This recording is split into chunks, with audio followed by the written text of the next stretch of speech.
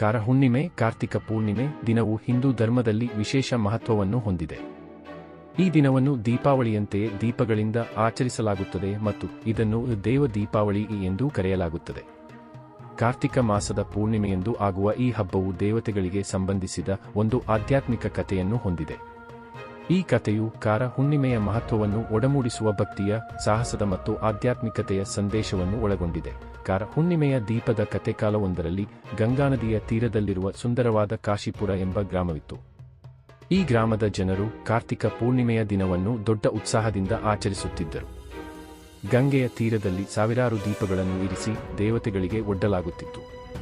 ಆದರೆ ಈ ಬಾರಿಯ ಕಾರ ಹುಣ್ಣಿಮೆಯ ದಿನವು ಗ್ರಾಮಕ್ಕೆ ಒಂದು ವಿಶೇಷ ಸಂದೇಶವನ್ನು ತಂದಿತು. ಗ್ರಾಮದಲ್ಲಿ ಶಿವಾನಂದ ಎಂಬ ಯುವಕನಿದ್ದ. ಶಿವಾನಂದನಿಗೆ ತನ್ನ ಗ್ರಾಮದ ಸಂಪ್ರದಾಯಗಳ ಮೇಲೆ ಅಪಾರ ಭಕ್ತಿ ಇತ್ತು. ಆದರೆ ಅವನ ಮನಸ್ಸಿನಲ್ಲಿ ಒಂದು ಪ್ರಶ್ನೆ ಇತ್ತು. ಕಾರ ಹುಣ್ಣಿಮೆಯಂದು ದೀಪಗಳನ್ನು ಇಡುವುದರಿಂದ ದೇವತೆಗಳು ನಿಜವಾಗಿಯೂ ಸಂತೋಷಗೊಳ್ಳುತ್ತಾರೆಯೇ? ಈ ಸಂಪ್ರದಾಯದ ನಿಜವಾದ ಉದ್ದೇಶವೇನು? ಈ ಪ್ರಶ್ನೆಯ ಉತ್ತರವನ್ನು ಕಂಡುಕೊಳ್ಳಲು ಶಿವಾನಂದ ಒಂದು ನಿರ್ಧಾರಕ್ಕೆ ಬಂದ. ಈ ಕಾರ ಹುಣ್ಣಿಮೆಯಂದು ಗಂಗೆಯ ತೀರದಲ್ಲಿ ಒಂದು ದೀಪವನ್ನು ಇರಿಸಿ ದೇವತೆಗಳಿಂದ ಉತ್ತರವನ್ನು ಕೇಳುವೆನೆಂದು. ಕಾರ ಹುಣ್ಣಿಮೆಯ ದಿನ ಬಂದಿತು. ಗ್ರಾಮದ ಜನರು ಗಂಗೆಯ ತೀರದಲ್ಲಿ ದೀಪಗಳನ್ನು ಇಡುತ್ತಿದ್ದರು. ಶಿವಾನಂದ ಕೂಡ ಒಂದು ಸಣ್ಣ ಮಣ್ಣಿನ ದೀವಿಗೆಯನ್ನು ತೆಗೆದುಕೊಂಡು ಅದರಲ್ಲಿ ತುಪ್ಪದ ಬತ್ತಿಯನ್ನು ಇರಿಸಿ ಗಂಗೆಯ ತೀರಕ್ಕೆ ತೆರಳಿದ. ಆದರೆ ಆ ದಿನ ರಾತ್ರಿ ಒಂದು ವಿಚಿತ್ರ ಘಟನೆ ನಡೆಯಿತು. ಶಿವಾನಂದನ ದೀವಿಗೆಯ ಜ್ಯೋತಿಯು ಇತರ ದೀಪಗಳಿಗಿಂತ ಭಿನ್ನವಾಗಿ ಪ್ರಕಾಶಿಸಿತು. ಅದು ಗಂಗೆಯ ತೀರದಿಂದ ಒಂದು ಬೆಳಕಿನ ರೇಖೆಯಂತೆ ಆಕಾಶದತ್ತ ಏರಿತು. ಗ್ರಾಮಸ್ಥರು ಆಶ್ಚರ್ಯದಿಂದ ಈ ದೃಶ್ಯವನ್ನು ನೋಡಿದರು. ಶಿವಾನಂದನಿಗೂ ಇದು ಆಶ್ಚರ್ಯವಾಯಿತು. ಆ ಬೆಳಕಿನ ರೇಖೆಯು ಶಿವಾನಂದನನ್ನು ಒಂದು ರಹಸ್ಯಮಯ ಗುಹೆಗೆ ಕರೆದೊಯ್ಯಿತು. ಗುಹೆಯ ಒಳಗೆ ಒಬ್ಬ ವೃದ್ಧ ಸಾಧು ಕುಳಿತಿದ್ದ. ಆತನ ಕಣ್ಣುಗಳು ಜ್ಞಾನದಿಂದ ಕೂಡಿದ್ದವು. ಶಿವಾನಂದ, ನಿನ್ನ ಭಕ್ತಿಯ ದೀಪವು ದೇವತೆಗಳ ಗಮನವನ್ನು ಸೆಳೆದಿದೆ. ಆದರೆ ಕಾರ ಹುಣ್ಣಿಮೆಯ ರಹಸ್ಯವನ್ನು ತಿಳಿಯಲು ನೀನು ಒಂದು ಕಾರ್ಯವನ್ನು ಪೂರೈಸಬೇಕು ಎಂದು ಸಾಧು ಹೇಳಿದ. ಶಿವಾನಂದ ಒಪ್ಪಿಕೊಂಡ. ಸಾಧು ಒಂದು ಚಿಕ್ಕ ದೀವಿಗೆಯನ್ನು ಕೊಟ್ಟು, ಈ ದೀವಿಗೆಯನ್ನು ಗಂಗೆಯ ಒಡ್ಡಕ್ಕೆ ತೆಗೆದುಕೊಂಡು ಹೋಗಿ ಅಲ್ಲಿ ಒಂದು ದೊಡ್ಡ ದೀಪವನ್ನು ಹೊತ್ತಿಸು. ಆದರೆ ಈ ದೀವಿಗೆಯ ಜ್ಯೋತಿಯು ಆರದಂತೆ ಎಚ್ಚರಿಕೆಯಿಂದ ತೆಗೆದುಕೊಂಡು ಹೋಗು ಎಂದು ಎಚ್ಚರಿಸಿದ. ಶಿವಾನಂದ ದೀವಿಗೆಯನ್ನು ತೆಗೆದುಕೊಂಡು ಗುಹೆಯಿಂದ ಹೊರಬಂದ. ಆದರೆ ಹೊರಗೆ ಭಯಂಕರ ಗಾಳಿಯ ದಾಳಿಯಿತ್ತು. ಗಾಳಿಯು ದೀವಿಗೆಯ ಜ್ಯೋತಿಯನ್ನು ಆರಿಸಲು ಯತ್ನಿಸಿತು. ಶಿವಾನಂದ ತನ್ನ ಕೈಗಳಿಂದ ಜ್ಯೋತಿಯನ್ನು ರಕ್ಷಿಸಿಕೊಂಡು ಗಂಗೆಯ ತೀರದತ್ತ ನಡೆದ.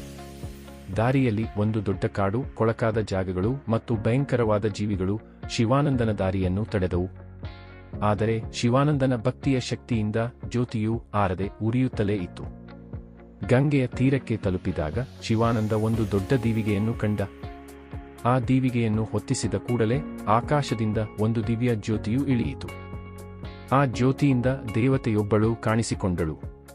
ಅವಳು ಗಂಗಾದೇವಿಯಾಗಿದ್ದಳು. ಶಿವಾನಂದ, ನಿನ್ನ ಭಕ್ತಿಯ ದೀಪವು ಕೇವಲ ಬೆಳಕಿನ ಸಂಕೇತವಲ್ಲ, ಒಳಗಿನ ಜ್ಞಾನದ ಮತ್ತು ಶಾಂತಿಯ ಸಂಕೇತವಾಗಿದೆ. ಕಾರ ಹುಣ್ಣಿಮೆಯ ದಿನ ಜನರು ದೀಪಗಳನ್ನು ಇಡುವುದರಿಂದ ತಮ್ಮ ಮನಸ್ಸಿನ ಕತ್ತಲೆಯನ್ನು ದೂರ ಮಾಡುತ್ತಾರೆ. ಆದರೆ ನಿಜವಾದ ದೀಪವು ನಿನ್ನ ಹೃದಯದಲ್ಲಿರಬೇಕು.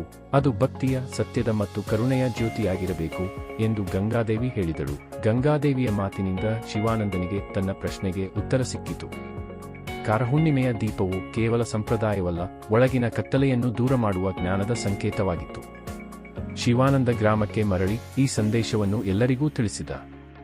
ಅಂದಿನಿಂದ ಕಾಶಿಪುರದ ಜನರು ಕಾರ ಹುಣ್ಣಿಮೆಯನ್ನು ಕೇವಲ ದೀಪಗಳಿಂದ ಆಚರಿಸದೆ ತಮ್ಮ ಮನಸ್ಸಿನಲ್ಲಿ ಭಕ್ತಿಯ ಮತ್ತು ಜ್ಞಾನದ ದೀಪವನ್ನು ಹೊತ್ತಿಸುವ ಪ್ರಯತ್ನವನ್ನು ಮಾಡಿದರು.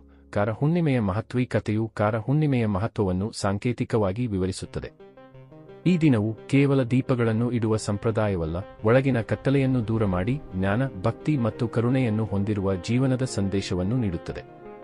ಗಂಗಾದೇವಿಯ ದರ್ಶನವು ಶಿವಾನಂದನಿಗೆ ಸತ್ಯದ ಮಾರ್ಗವನ್ನು ತೋರಿಸಿತು ಮತ್ತು ಈ ಸಂದೇಶವು ಎಲ್ಲರಿಗೂ ಪ್ರೇರಣೆಯಾಗಿದೆ.